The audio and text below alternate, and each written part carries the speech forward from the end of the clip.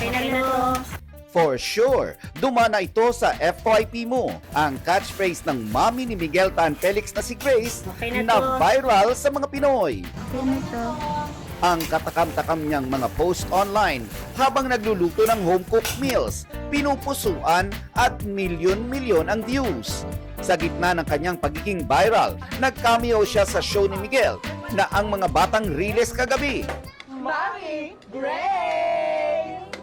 Okay na to. Kaya binisita ko si Mami Grace sa kanyang kitchen for some chikahan over cooking. Ang tanong, bakit ang dami-dami mong niluluto? Kasi marami akong kasama. Households, mga construction workers. Buttered prawns ang ipe-prepare ni Mami Grace this time. Bago pa man uminit ang kawali, ang chikahan namin naging hot as in hot seat. Chick boy ba ba si Mili? Si Mickey, hindi naman siya naging chick boy eh. Masyadong mapagmahal lang siguro siya. Saktong sweetness. Tapos saan sila sa ni Isabel? Okay siguro sila. Okay na to. Okay na to si Isabel for me. Ay talaga? Yes. Paano mo nasabi? Walang halong mabait si Isabel. Sa tingin mo ba? Oo. Mabait na bata. Genuine yung kanyang, Genuine. genuine yung kabaitan ng bata. Meron kasi parang pakitang tao lang. Wala lang. May iba. At may tamang blend ng spice. Naku, paano ko mag-level na? Hindi ba okay? Hindi pa okay? Pero kung gusto naman nila why not? Pero wag muna, di ba? Pero kung wag muna. Pero nakikita ko naman sa kanilang dalawa, parang wala pa naman.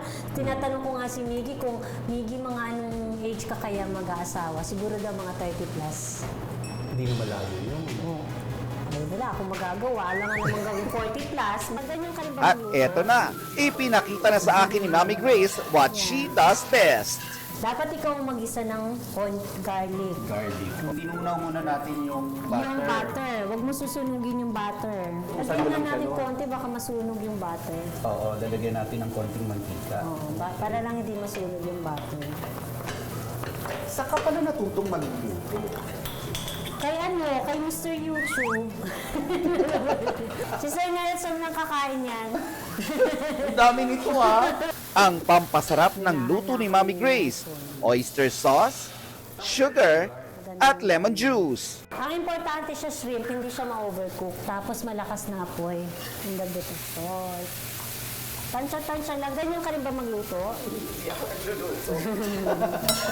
At konting halo lang, Wait, Mami. Ako na. Okay na to. Nunahan na ako ni Nelson. now it's tikiman time.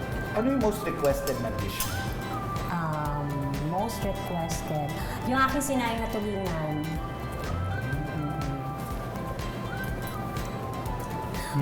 Magsabi naman. Yung hindi masarap.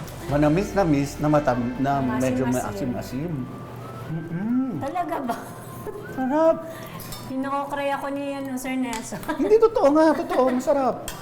Kaya ko ubusin to eh. Sarap papakin.